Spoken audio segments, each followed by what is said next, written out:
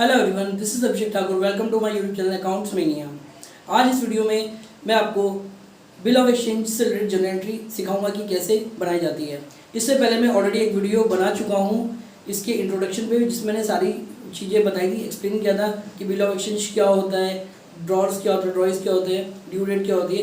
तो ये सारी चीज़ें उसमें मैंने बताई थी। अगर आपने वो वीडियो नहीं देखा तो डिस्क्रिप्शन में लिंक है, आप जाकर उसको देख सकते हैं, क्योंकि अगर आपने वो वीडियो नहीं देखा तो आपको ये समझ में नहीं आएगा।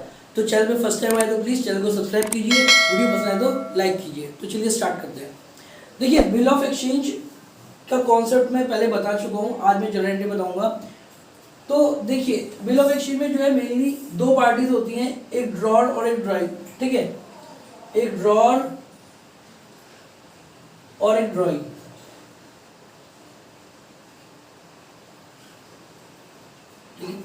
ड्रॉर को आप कह सकते हो सेलर और ड्रॉई बायर। ठीक है, सपोज जो सेलर है उसका नाम है ए और जो बायर है उसका नाम है बी। ठीक है, अब जो कहानी स्टार्ट होती है क्वेश्चन की, वो यहां से होती है कि ए ने बी को गुड सेल किया। ठीक है, ए ने बी को गुड सेल किया, गुड्स सोल्ड ऑन क्रेडिट। अब एक बात का ध्यान रखना है कि जब भी हम बिल ऑफ एक्सचेंज का क्वेश्चन करते हैं तो हमें दोनों के पॉइंट ऑफ व्यू से सोचना पड़ता है। जब हम ए की बुक में एंट्री करेंगे तो ए के अकॉर्डिंग सोचना पड़ेगा, और जब बी की बुक में करेंगे तो बी के अकॉर्डिंग सोचना पड़ेगा। ए ने बी को गुड सेल किया, ठीक है, तो ए के पॉइंट ऑफ व्यू से सेल हो गई। पर अगर हम बी के पॉइंट ऑफ व्यू से सोचेंगे तो बी के पॉइंट ऑफ व्यू से क्या है कि बी ने जो है ए से गुड्स परचेज किया, तो बी के लिए क्या हो गया, परचेज हो गया। तो पहली एंट्री, ए ने बी को गुड सेल किया, तो एंट्री बनेगी B debit to sales account. मान लीजिए 10,000 रुपये का गुड्स है। ठीक है, और जो ये गुड्स बेचा वो बेचा 2022 1 जनवरी। अब ए ने बी को गुड सेल किया तो ए के अब बन गई सेल की एंट्री। बी को सेल किया तो बी डेबिट हो गया, क्योंकि debit the receiver, sale normal account है, इनकम है क्रेडिट। ठीक है, अब बी की बुक में हम एंट्री करेंगे तो बी की बुक में क्या करेंगे कि बी ने गुड्स परचेज किया ए से, तो बी की एंट्री बनेगी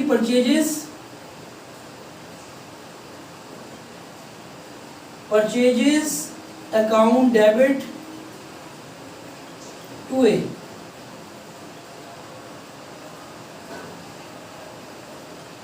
purchases account debit to A, तो ये एंट्री बन गई। ठीक है, तो पहला जो ट्रांजेक्शन होगा वो यही होगा कि क्रेडिट सेल हुई। ठीक है, अब इसके बाद जब सेल हो गई तो बी ने बोला कि मैं पैसा आपको बाद में दूंगा, क्रेडिट सेल है ना। तो ए ने कहा ठीक है, पैसा आप बाद में दोगे, लेकिन मैं एक बिल लिखूंगा जिसमें आपको सिग्नेचर करना पड़ेगा। ठीक है, तो फिर सिग्नेचर करें तो अब क्या बन जाएगा, बिल ऑफ एक्सचेंज। तो इसके लिए तो एक एसेट बन जाएगी और इसके लिए एक लायबिलिटी बन जाएगी। तो देखिए, अब सेम डेट पे एक बिल ड्रॉन हो गया। ठीक है, ए ने बी पे एक बिल ड्रॉन किया और बी ने एक्सेप्ट कर लिया, साइन कर दिए, तो ए के लिए एक एसेट्स क्रिएट हो गई।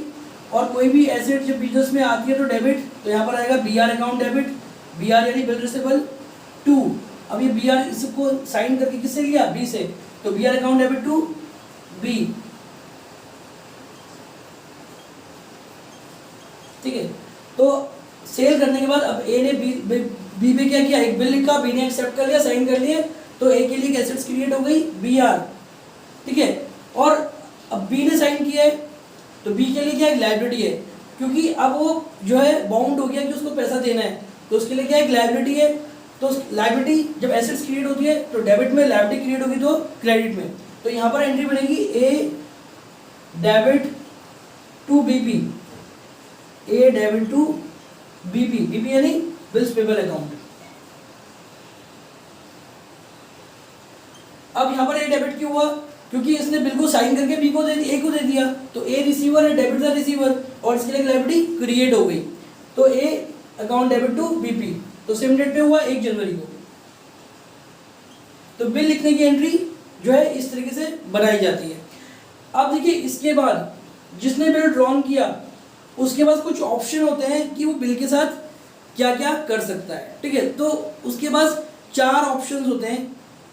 कि वो बिल के साथ मतलब क्या कर सकता है, बिल को अपने पास रख सकता है, बिल को कैश करा सकता है, बिल को भेज सकता है, जो है अपने किसी क्रेडिटर्स को दे दिया, या वो बैंक में कलेक्शन के लिए भेज दिया। तो ये 3-4 ऑप्शंस होते हैं जो ड्रॉअर के पास होते हैं।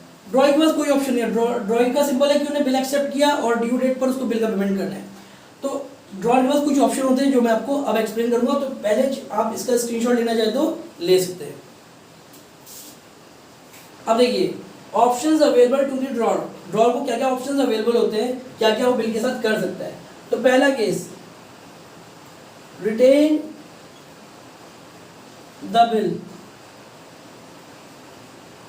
Retain the bill till its due date, ठीक है।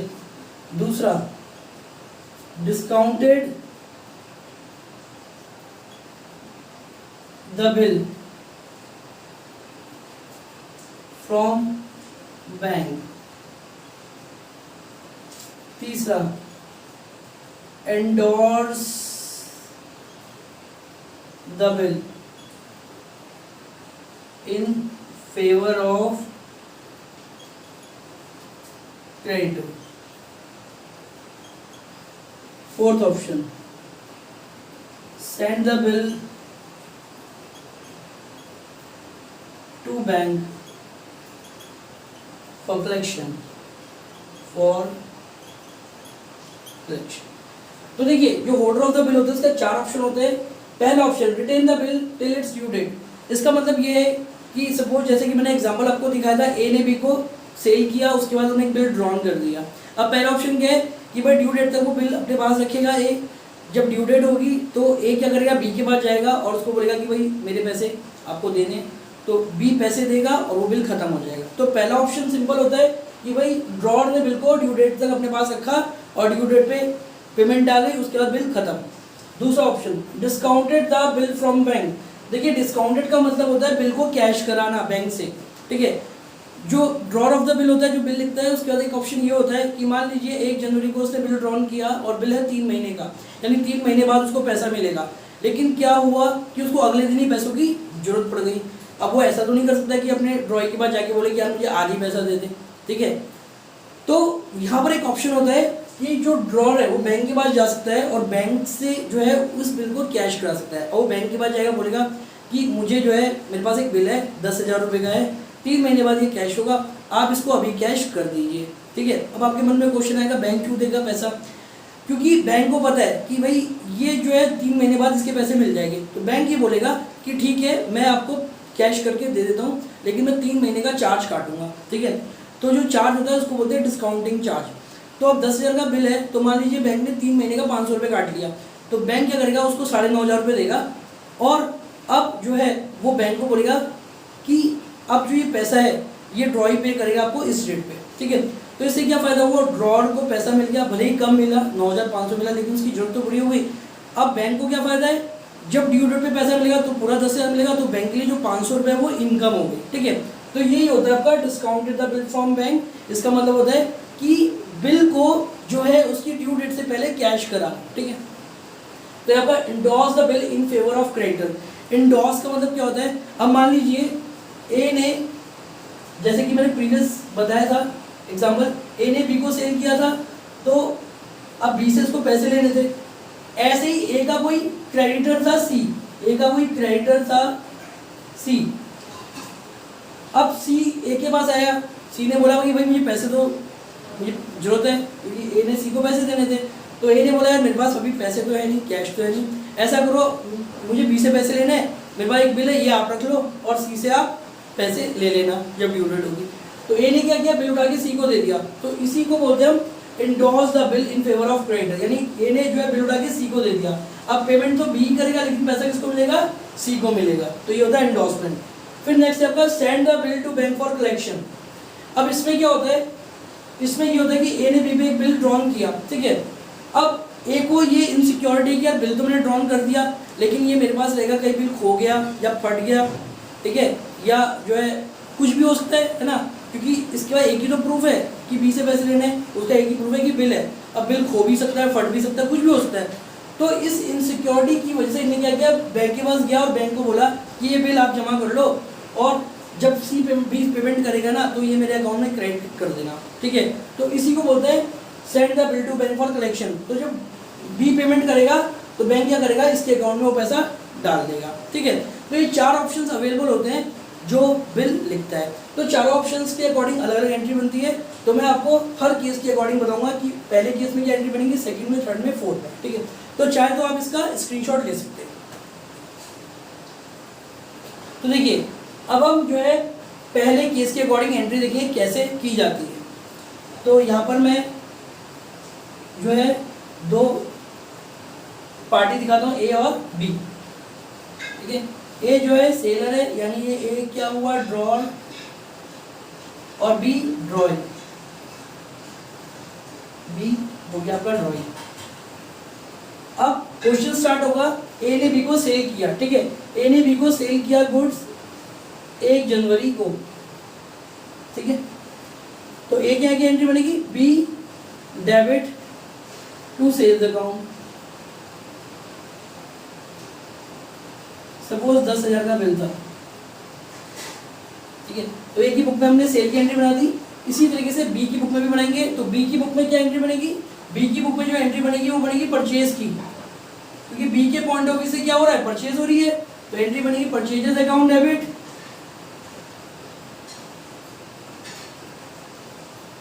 To A's account.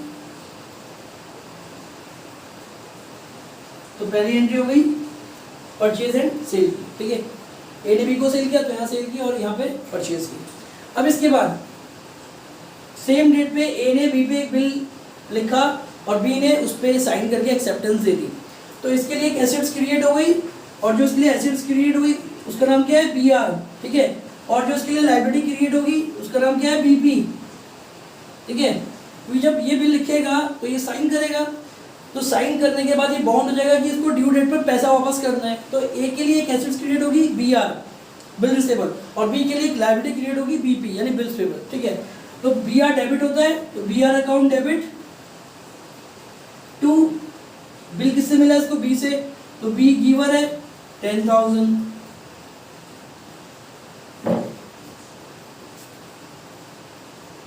यहाँ पर देखिए, यहाँ पर इसके लिए लायबिलिटी क्रिएट हो गई, ठीक है। अब इन्हें बिल साइन किया तो लायबिलिटी क्रिएट हो गई। बिल साइन करने के बाद इसने किसको दिया, ए को दिया। तो ए क्या हुआ, रिसीवर, तो डेबिट द रिसीवर, तो ए डेबिट टू बी पी।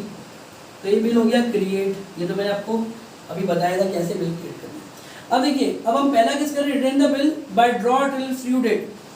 अब जब ये बिल क्रिएट हो गया तो ए ने क्या किया, इस बिल को ड्यू डेट तक अपने पास रखा और ड्यू डेट पर जो है बी ने पैसा दिया और बिल खत्म, ठीक है।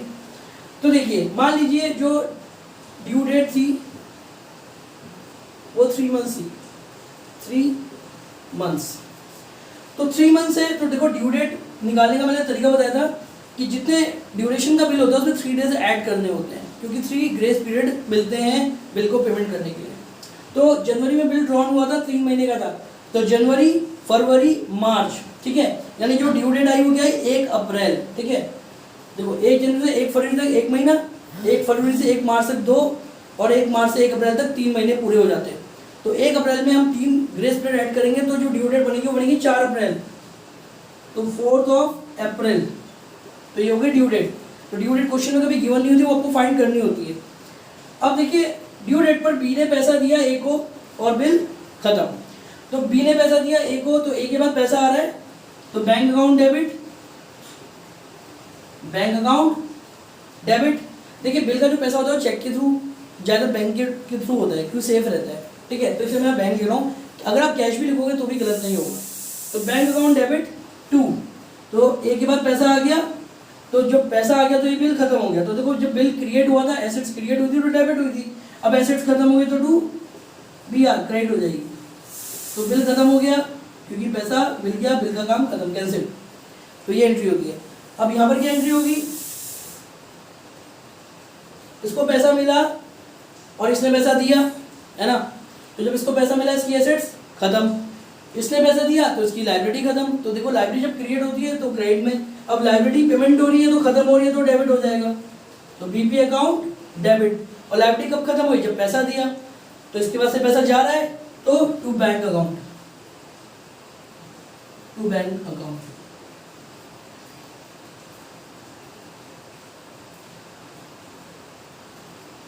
तो इस तरीके से जो है एंट्री कंप्लीट हो जाती है। तो इसमें 3 ही एंट्री बनती है, सेल की, देन बिल ड्रॉ करने की, देन ड्यू डेट पे पेमेंट की। तो ये पहला केस था। आई होप आपको समझ में आ गया। वीडियो पसंद आए तो प्लीज़ लाइक कीजिए, चैनल को सब्सक्राइब कीजिए। इसके बाद मैं बाकी केसेस को भी कंप्लीट कराऊंगा आगे वाली वीडियोस में। Thanks for watching, bye, take care.